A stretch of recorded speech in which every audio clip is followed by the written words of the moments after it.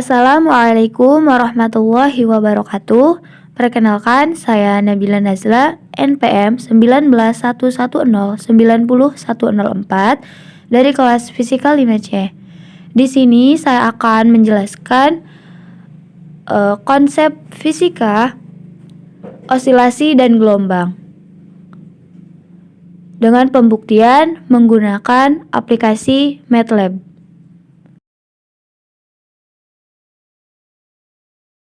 Baik, pada konsep 2.2.1 kita akan menjelaskan tentang simple harmonic motion atau gerak harmonik sederhana pada gerak melingkar. Jadi gerak harmonik sederhana adalah gerak bolak-balik benda melalui suatu titik keseimbangan tertentu dengan banyaknya getaran benda dalam setiap sekon, ini selalu konstan. Ini adalah contoh dari gerak harmonik sederhana. Kemudian untuk jenisnya, ini gerak harmonik sederhana ini bagi menjadi dua, yaitu ada gerak harmonik sederhana linear dan gerak harmonik sederhana angular. Contohnya ini seperti silinder gas, gerak osilasi raksa, kemudian gerak horizontal atau vertikal. Untuk yang angular sendiri ini ada gerak bandul atau bandul fisis, kemudian osilasi ayunan dan torsi dan sebagainya. Namun fokus kita tidak akan ke sana. Di sini saya akan menjelaskan terlebih dahulu dari persamaan percepatan gerak harmonik sederhana. Untuk persamaan gerak harmonik sederhana, ini dirumuskan dengan Y sama dengan A sin omega T, di mana Y ini adalah simpangan, A adalah amplitudo, kemudian omeganya ini adalah simpangan atau kecepatan sudut. Kemudian untuk T-nya adalah waktu. Di sini juga kita akan menggunakan frekuensi. Nah, jika posisi sudut awal adalah T0, maka persamaan gerak harmonik sederhananya menjadi Y sama dengan A sin omega T plus theta 0. Kemudian untuk kecepatan gerak harmonik sederhana dapat dituliskan rumusnya V sama dengan dy per dt dalam kurung sin A sin omega T. Kemudian rumusnya menjadi V sama dengan A omega cos omega T. Sehingga untuk kecepatan maksimumnya ini diperoleh jika nilai cos omega T-nya ini sama dengan 1 atau omega T-nya adalah 0. Sehingga V maksimumnya adalah A omega. Kemudian untuk kecepatan berbagai simpangan, di mana Y sama dengan A sin omega T. Untuk persamaan tersebut kita kuadratkan, Y kuadrat sama dengan A kuadrat sin kuadrat omega T. Maka Y kuadrat sama dengan A kuadrat dalam kurung 1 min cos kuadrat omega T. Kemudian Y kuadrat sama dengan A kuadrat min A kuadrat cos kuadrat omega T. Ini adalah persamaan 1. Kemudian dari persamaan V sama dengan A omega cos omega T, sehingga V per omega sama dengan A cos omega T. Nah, dari persamaan 1 dan 2 kita kalikan sehingga didapatkan V kuadrat sama dengan omega kuadrat dalam kurung A kuadrat min Y kuadrat. Dimana untuk keterangan V-nya untuk kecepatan benda atau simpangan, omega sama dengan kecepatan sudut, A amplitudo, dan Y-nya adalah simpangan. Kemudian untuk percepatan gerak harmonik sederhana, nah dari persamaan kecepatan V sama dengan A omega cos omega T, maka A sama dengan dV per dt sama dengan D per dt, di mana untuk percepatannya sama dengan min A omega kuadrat sin omega T.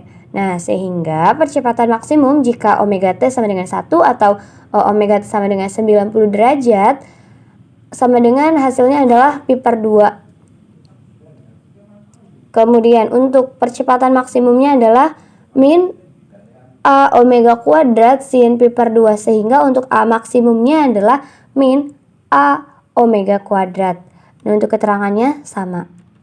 Kemudian kita akan membahas tentang ini, hubungan gerak harmonik sederhana dan gerak melingkar beraturan.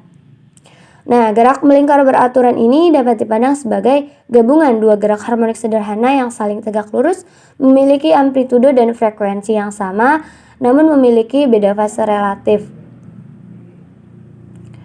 Atau kita dapat memandang gerak harmonik sederhana ini sebagai komponen gerak melingkar beraturan. Jadi dapat kita simpulkan bahwa pada suatu garis lurus proyeksi sebuah benda yang melakukan gerak melingkar beraturan ini merupakan gerak harmonik sederhana. Contohnya, sebuah benda bergerak dengan laju tetap v. Ini benda bergerak melingkar dengan laju v, memiliki jari-jari a. Kemudian kecepatannya memiliki nilai konstan. Nah, hubungan antara kecepatan linier dengan kecepatan sudut dalam gerak melingkar beraturan dapat kita nyatakan pada persamaan omega sama dengan v per gamma, di mana jari-jari R pada gerak melingkar beraturan adalah A, sehingga persamaannya menjadi omega V per gamma sama dengan V-nya menjadi omega A. Nah, untuk simpangan sudut theta adalah perbandingan antara jarak linear dengan jari-jari lingkaran R dapat kita nyatakan pada persamaan theta sama dengan X per gamma atau Vt per gamma, di mana X untuk jarak linear dan V adalah kecepatan linear dan T adalah untuk waktu tempuhnya, sehingga pada persamaan 2 ini dapat kita gantikan V-nya pada persamaan 1 dengan jari-jari R ini diganti dengan A. Kemudian tetanya jadi Vt per gamma. Tetanya sama dengan omega T. Nah, dengan demikian simpangan sudut benda ini relatif terhadap sumbu X dapat dinyatakan pada theta sama dengan omega T plus theta 0. Untuk theta 0-nya ini adalah simpangan waktu pada T sama dengan 0. Nah, pada gambar di atas tadi, untuk posisi bendanya atau X pada sumbu X dapat kita nyatakan jadi X sama dengan A cos theta. Ini adalah persamaan 4. Kemudian sehingga X-nya menjadi A cos omega T plus theta 0. Sehingga pada persamaan posisi benda untuk sumbu Y-nya, Y sama dengan A sin omega T plus 0, di mana untuk keterangan A adalah amplitudo, omega adalah omega adalah kecepatan sudutnya, kemudian T adalah waktu, dan theta 0 adalah simpangan sudut pada saat T sama dengan 0. Nah, untuk membuktikan ini semua, kita akan mengaplikasikan pada aplikasi MATLAB. Baik, ini adalah skrip yang udah Nabila tulis, di mana pada kali ini kita akan membuktikan gerak harmonik sederhana pada gerak melingkar. Di mana seperti yang tertera pada skrip, untuk N-nya atau jumlahnya ini ada 1080. Ini untuk total fase osilasinya. Kemudian untuk A0 atau amplitudonya adalah 10. Kemudian theta 1-nya sama dengan 0. Di mana I-nya ini sama dengan 1 berbanding N. Kemudian untuk theta-nya sama dengan 1 plus I atau I plus 1 sama dengan theta dalam kurung I plus 1. Di mana kita mengkonversikan theta I plus 1 ini dengan derajat, yaitu pi per 180. Sehingga alpha I-nya ini sama dengan pi per 180 dikali theta I plus 1. Nah, kemudian untuk menunjukkan posisi lingkaran dengan rumus I1 dibagi N, sehingga XI-nya sama dengan A0 dikali cos alpha I. Ini adalah untuk posisi pertama pada simple harmonic osilasinya. Kemudian untuk Y1-nya sama dengan A0 dikali sin alpha I. Ini adalah untuk posisi kedua. Kemudian untuk menunjukkan kecepatan pada simple harmonic osilasi, untuk perbandingannya tetap I sama dengan 1 dibagi N, di mana Fxi-nya sama dengan min A0 dikali sin alpha I. Kemudian untuk Vy sama dengan A0 dikali cos alpha I, di mana untuk Fx ini untuk persamaan pertama pada simple harmonic osilasinya, kemudian untuk Fy ini untuk persamaan kedua. Nah, kemudian Untuk menunjukkan percepatan pada simple harmonic oscillation yang ketiga yaitu pada percepatan atau acceleration. Nah, untuk AXI sama dengan min A0 dikali cos alpha I. Ini untuk persamaan pertama. Kemudian untuk AYI sama dengan min A0 dikali sin alpha I. Ini adalah untuk persamaan yang kedua. Nah, setelah ini kita akan membuat plot atau grafik antara phase angle versus posisi atau sudut fase dengan posisi. Ini untuk gambar yang pertama, di mana untuk plotnya alpha x line width ini 1,5, kemudian untuk Y juga sama. Sekarang kita akan run.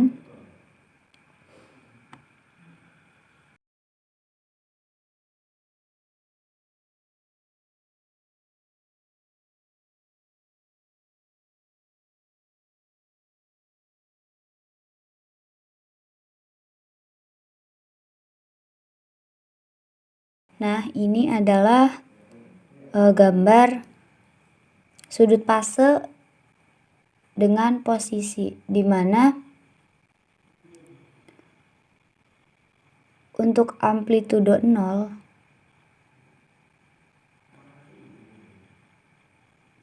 dan amplitudo 10 ini amplitudo, ini sudut fasenya, di mana ketika amplitudonya 0 bergerak dengan sudut fase 2. Dan untuk posisi X-nya ini adalah posisi kesebalikannya. Baik, selanjutnya adalah kita akan menentukan sudut fase versus acceleration. Sudut fase versus kecepatan. Di mana seperti yang sudah kita jelaskan di awal, untuk skripnya tetap sama. Sebenarnya untuk tugas 2.2.1 ini kita bisa tuliskan skripnya langsung, tapi karena menurut saya terlalu panjang, jadi saya bagi ke dalam beberapa bagian. Nah, ini untuk skripnya sama, namun bedanya di akhir. Kita akan membuat grafik kedua atau gambar kedua. Untuk plot alpha Vx, plot alpha Vy ini tetap sama dengan nilai 1,5 semua. Kemudian X labelnya juga sama. X label untuk X labelnya itu sudut fase, kemudian untuk Y labelnya ini adalah kecepatannya. Dimana untuk limit Y limitnya ini min 12, min 12. Nah, kemudian kita akan run.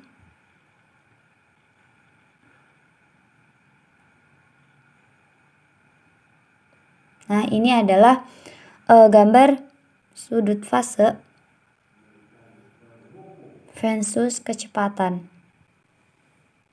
Di mana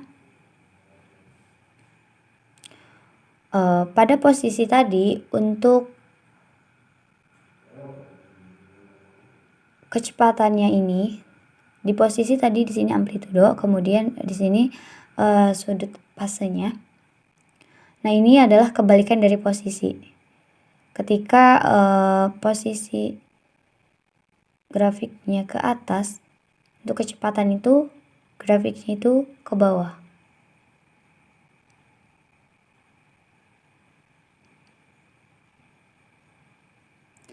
Nah, kemudian untuk yang ketiga ini tetap sama untuk skrip awal, kemudian untuk skrip akhirnya ini kita akan membuat sudut fase berbanding dengan acceleration atau percepatan.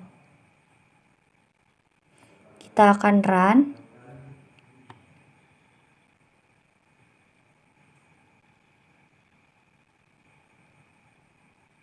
Nah, untuk percepatan sendiri di mana percepatan ini merupakan turunan dari kecepatan sehingga untuk nilai AY ini sama dengan kecepatan, tapi untuk nilai AX-nya ini menjadi min 10.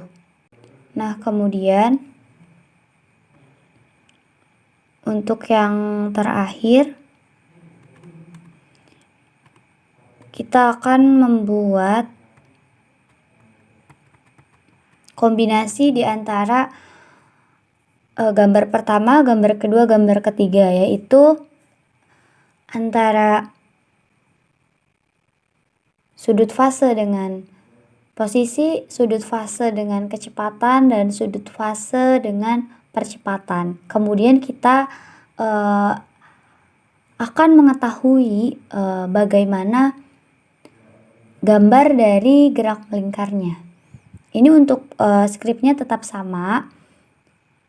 Kemudian cuma di subplot ini karena tiga gambar yang akan kita buat, jadi ininya 3. Nah, kemudian kita langsung run.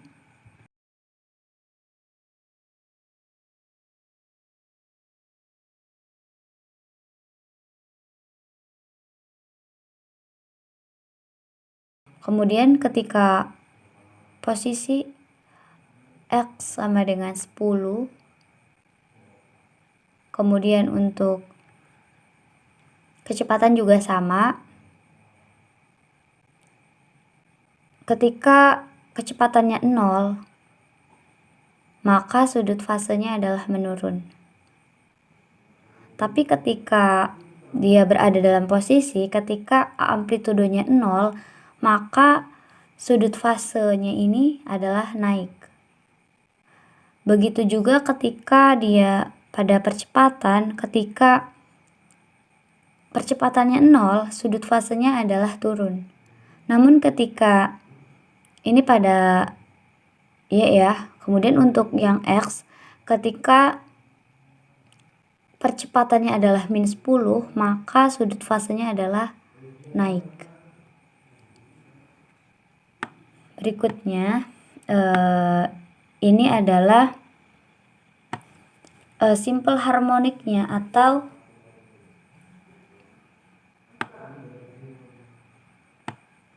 ini adalah simple harmonic motion atau gerak harmonik sederhana pada gerak melingkar. Dapat kita lihat seperti pada gambar ini.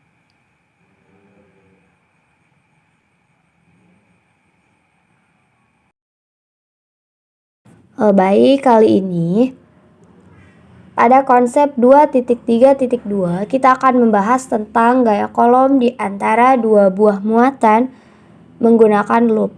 Nah, ada dua jenis muatan listrik, yaitu muatan positif dan juga muatan negatif. Nah, muatan listrik ini dapat saling berinteraksi satu sama lain. Nah, interaksi antara muatan listrik ini dapat berupa tarikan atau berupa dorongan satu sama lain yang disebut sebagai gaya kolom atau gaya elektrostatik. Nah, antara dua muatan sejenis dapat menghasilkan gaya tolakan satu sama lain, sedangkan antara muatan berbeda jenis menghasilkan gaya tolakan satu sama lain. Nah, ilustrasinya dapat kita lihat pada gambar di bawah ini. Masing-masing gambar A, B, dan C menunjukkan interaksi antara dua muatan. Pada gambar A, dua muatan positif menghasilkan gaya tolak pada masing-masing Q1 dan Q2. Muatan Q1 mendapat gaya tolakan F12 ke kiri akibat interaksi dengan muatan Q2. Sedangkan muatan Q2 mendapatkan gaya tolakan F21 ke kanan akibat interaksi dengan muatan Q1. Nah, begitupun terjadi pada gambar B yang merupakan interaksi dua muatan negatif. Terjadi gaya tolakan pada masing-masing muatan Q1 dan Q2. Nah, sedangkan pada gambar C ini terjadi interaksi antar dua muatan yang berbeda jenis, antara positif juga negatif. Nah, terjadi gaya saling tarik-menarik. Kemudian untuk muatan Q1 ini ditarik muatan Q2 dengan gaya F2 ke kanan. Nah, sedangkan muatan Q2 ditarik oleh muatan Q1 dengan gaya F21 ke kiri. Nah, perlu diperhatikan konsep tersebut harus kita pahami karena sangat penting digunakan untuk menentukan interaksi lebih dari dua buah muatan. Berdasarkan hukum Coulomb, besar gaya interaksi antara dua muatan memiliki besar yang sama pada masing-masing muatan F12 atau F21. Nah, besar gaya Coulomb tersebut dipengaruhi suatu konstanta atau K sama dengan 14 pi E dengan nilai yang dipengaruhi oleh permitivitas medium. Nah, jika muatan berada dalam medium udara, maka nilai konstantanya ini adalah 9 kali 10 pangkat 9 Newton meter kuadrat per C kuadrat. Nah, besar gaya Coulomb antara dua muatan listrik ini dapat ditentukan dengan persamaan berikut. Nah, F12 sama dengan F21. Nilai F atau gaya Coulomb-nya adalah konstanta Q1 Q2 per R2, di mana Q ini merupakan muatan dan R ini merupakan jari-jarinya. Nah, kemudian gaya Coulomb ini merupakan besaran vektor. Jadi untuk melakukan analisis kita harus menerapkan kaidah-kaidah besaran vektor pada gambar berikut yang menunjukkan interaksi antara tiga muatan. Nah, masing-masing Q ini bermuatan positif, untuk Q2 bermuatan negatif, dan Q3 bermuatan positif menempati posisi membentuk segitiga sama sisi. Ini adalah gambarnya. Nah, jika kita diminta untuk menentukan gaya Coulomb yang terjadi pada Q1, maka perlu dilakukan analisis vektor gaya seperti pada gambar ini. Nah, muatan Q1 ini mendapat gaya tarikan menuju muatan Q2 sebesar F12.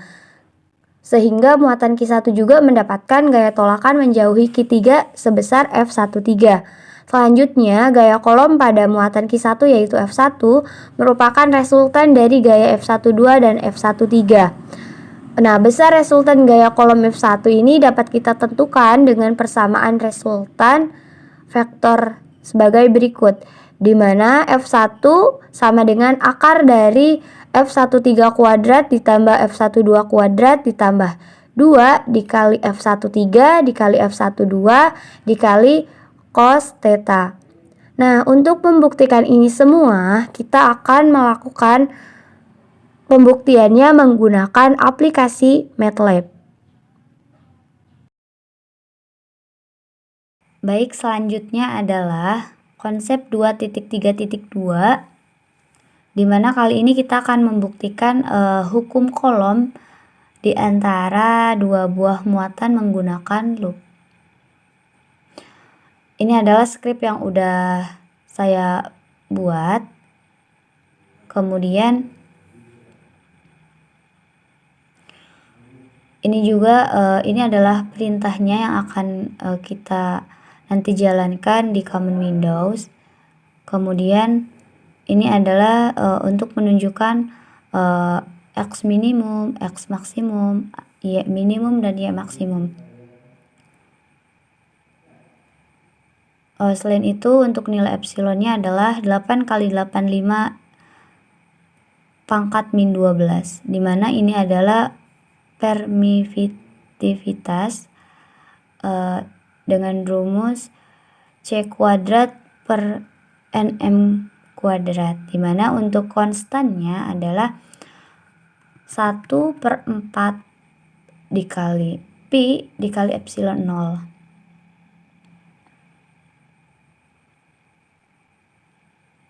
Kemudian untuk muatan lingkaran yang akan kita compute, ini untuk I chart-nya ini nilainya 1 berbanding N chart atau 1 berbanding muatan N, dimana untuk Fx dan Fy-nya ini adalah 0,0.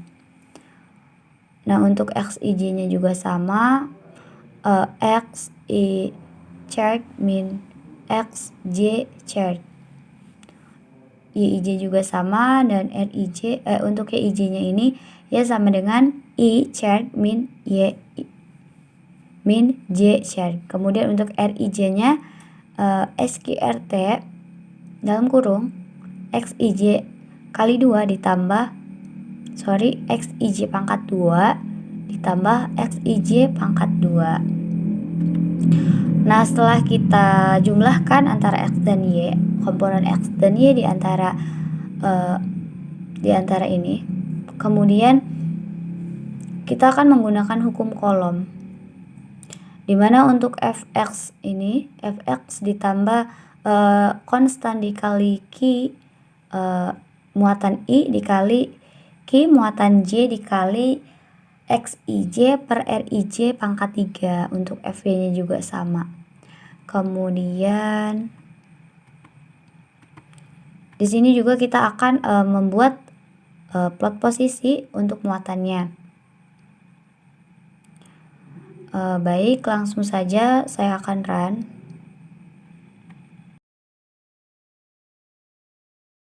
Setelah seperti ini, kita bisa memasukkan username-nya menggunakan nama kita sendiri, itu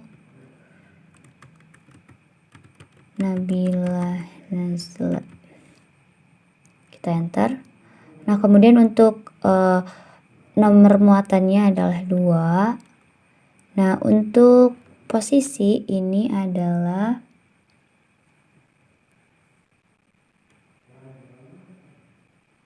3, 2. Kita enter. Ini adalah min 2. Kemudian kita enter lagi. Ininya adalah 2, 3. Kemudian kita enter. Ini adalah 1. Kemudian kita enter.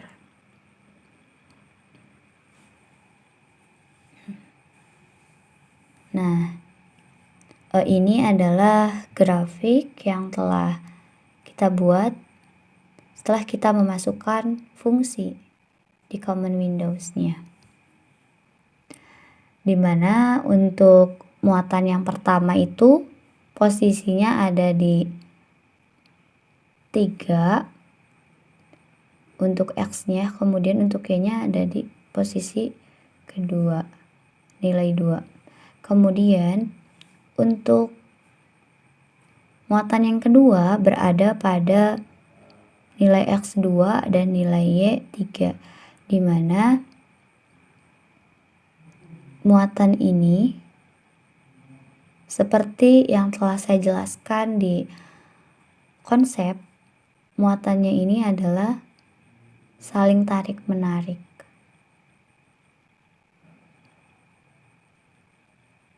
Antara muatan 1 dengan muatan 2.